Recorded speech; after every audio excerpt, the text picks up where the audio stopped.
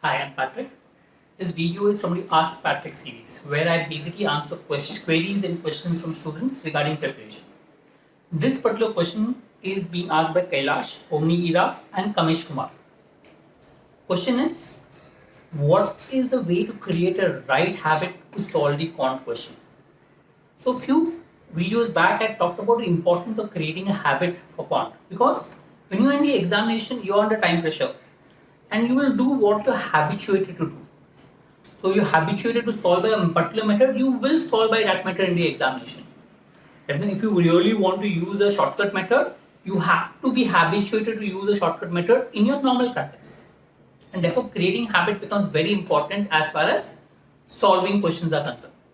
So let's look at step-by-step process what is required to create a good habit as per me. I normally say that the first step and the first good habit should be you should be able to read the question in one go and able to comprehend immediately. It takes time, but yes, one reading you should be able to understand the question. Some students take 2 readings, 3 readings. It's just a waste of time. If you can do it in one reading without wasting your time in anything else, it saves a lot of time. So in one reading, you should be able to know what the question is asked and what is the major data that is provided to you. Don't try to categorize into topics. Don't try to think of what equation, what formula to be used. That is just a waste of time.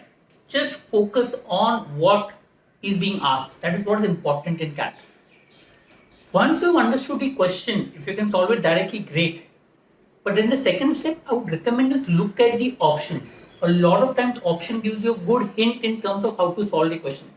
For a non-theta question, the second step would be look at the option, see is there any hint, any numbers that you feel that you can substitute or any numbers that you can use, you can eliminate. Try to look at the options to figure out how to solve. Second step.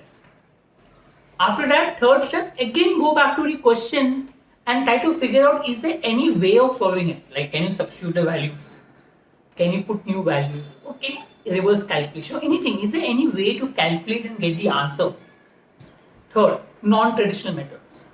If the various non-traditional methods don't work, then think of a traditional method of putting a formula, putting an equation and trying to get the answer. So these are the 4 steps which you need to create a habit of. Read properly, understand the question, look at the option, go back, try to solve by non-traditional methods, and 4th, in the end, if nothing works, look at the traditional method. Once you finish solving the whole sum, go back to the sum and see if you can do the same sum by any other alternate method. Getting alternate methods for solving a sum is always useful. It gives you flexibility in approach. And therefore, whenever sums come in the exam, it helps you to solve by different methods. If one method doesn't work, you can always use the second method. And that helps a lot in the exam.